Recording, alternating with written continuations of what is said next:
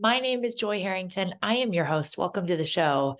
We're talking about how surrendering is the way. I was looking back on my life and just my story and realizing that literally every turning point in my life was after I got to the point of surrender, after I got to a point of saying, okay, I guess I'll accept this, or okay, I guess I'll do this, or okay, I guess I'll lean into this when I didn't want to. So when we went through our story 7 years ago, I fought that for so long. I was so angry at what he had done. I was so angry at his choices. I was so angry that now I was living in this story. I was so angry that now I was dealing with emotional crap. I was so angry that I felt so emotionally messed up and traumatized.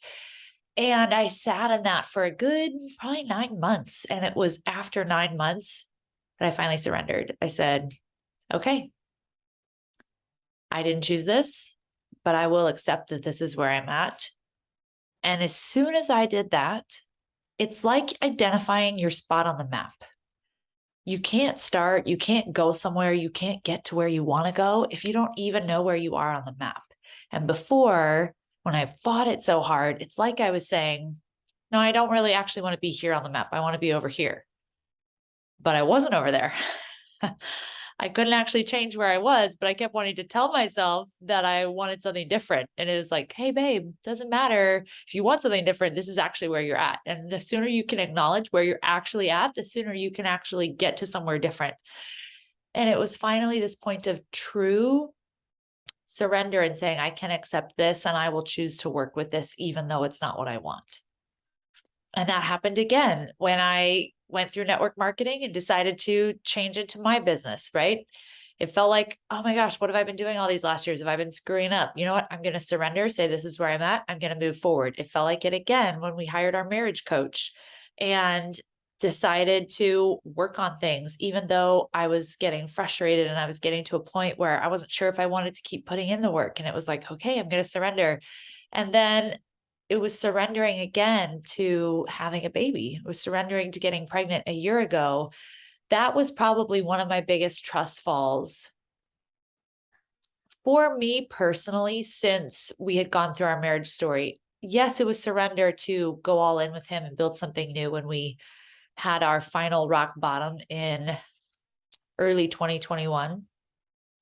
But honestly, saying yes to a baby, saying yes to starting over, saying yes to getting pregnant, saying yes to letting go of my business, saying yes to becoming a has-been, saying yes to slowing down my producing, my achieving, my creating a name for myself.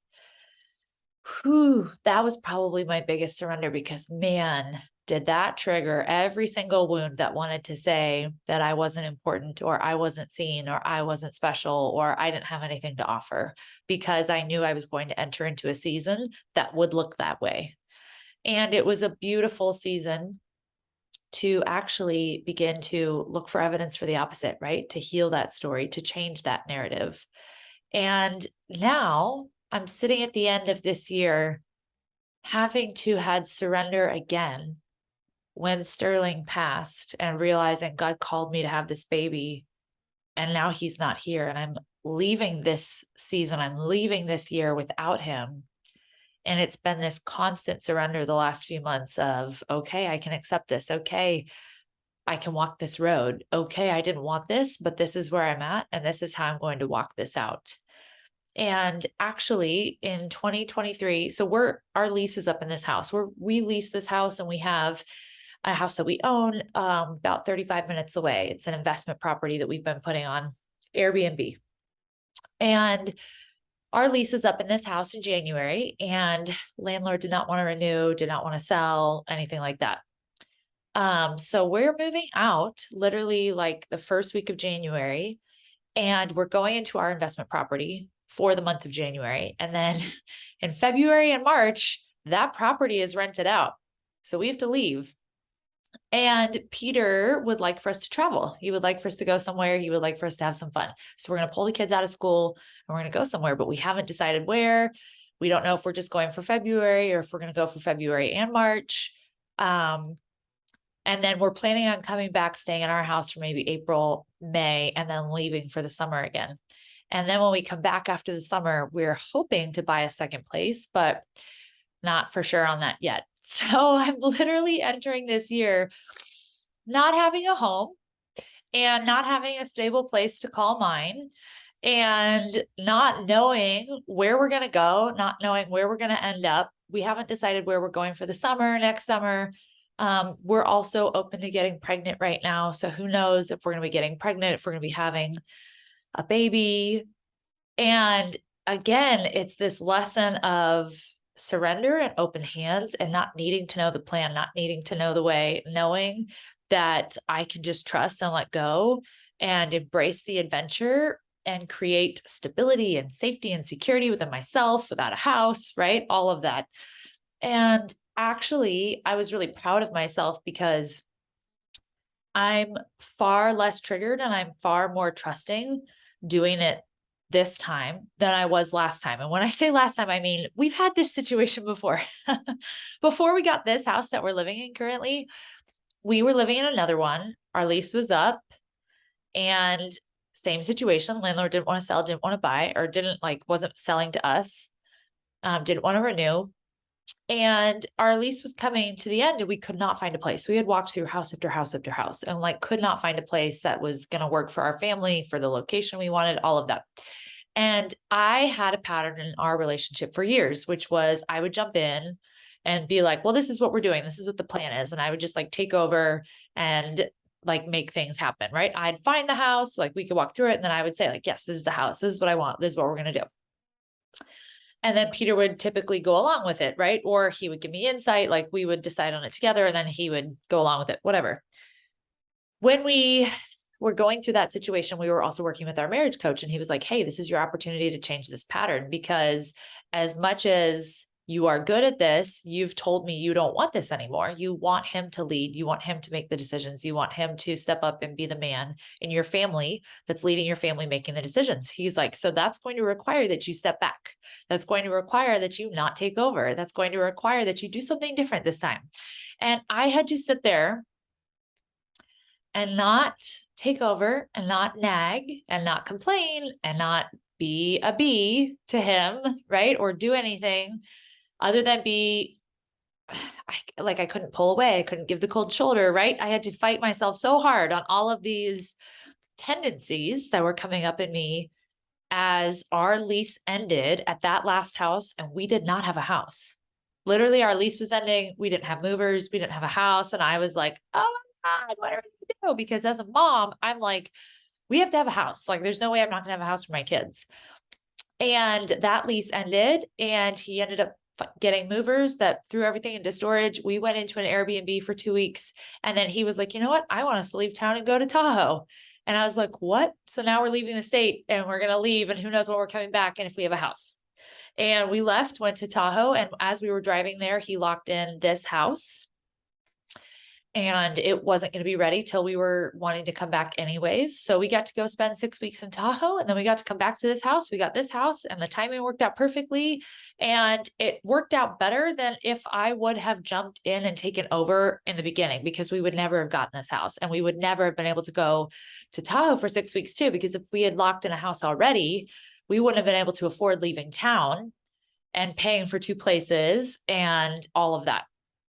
And so my lesson that time was that letting go was safe and that I could trust my husband and that I could enjoy the ride. I could enjoy the journey and I could trust him and I could relax and I could let life be an adventure. I could let surrender be an adventure. And honestly, it ended up being one of the best summers of our lives. We have some of the best memories as a family being there in Tahoe for 6 weeks. And ever since then, that's what we've talked about wanting to do every single summer as a family, is leave, have 6 weeks together to recoup, have a summer slowdown. It was amazing.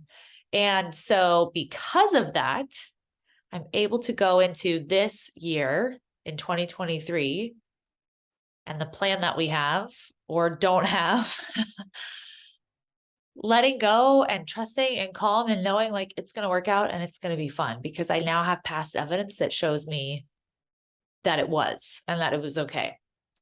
And so I want to invite you to lean into surrender where you're wanting to take control right now.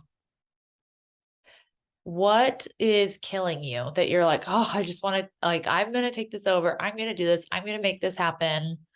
Or I can't like not know what the plan is, or I can't let go.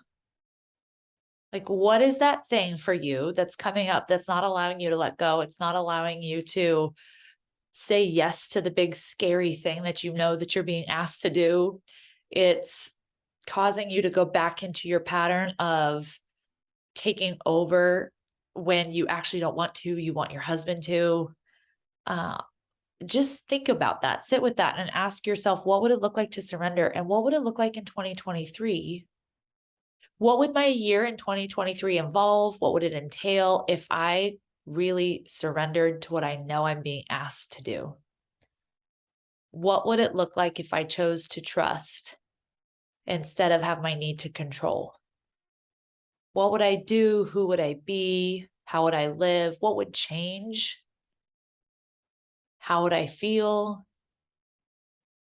I just really want to invite you to sit with those questions, because every single time we say yes and we surrender, we actually get to meet a new version of ourselves.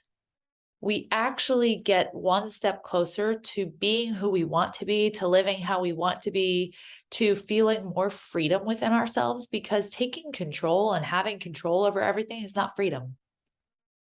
Having to have control over everything is exhausting. It causes us to be short. It causes us to miss out on adventure. It causes us to miss out on opportunity. And it really causes us to miss out on relationship. So how can you open a little bit more? How can you soften a little bit more? How can you trust a little bit more? What would be different in your 2023 if you did? Go sit with those questions and then tag me on Instagram and tell me what's going to change for you. I can't wait to hear your takeaway. And I will see you back on the show next week. P.S. We are still accepting applications for Equipped 2023. This program is a mentorship for women. It's a year long, but we're doing 6 months, then we're taking a break, then we're doing another 6 months. We are going to be growing as wives, mothers, business owners, women on mission, and stepping up across the board, because we're multifaceted. We are not just one thing. And I do not believe in sacrificing one area for another. God is calling us to equip ourselves with the tools to walk differently, to walk in freedom, to walk in healing, to be chain breakers, to help our kids grow up in not having the wounds that we had growing up, to help equip them to step into their mission. And that's what this whole mentorship is going to be. It's going to be helping women know how to combine the practical how-tos along with the spiritual side and deepening their faith and their relationship and walk with God. So if that's something that you're interested in, go on over to my Instagram. There's an application in my bio. I will actually drop the application in the show notes here too. And I will see you in the course. Talk to you later.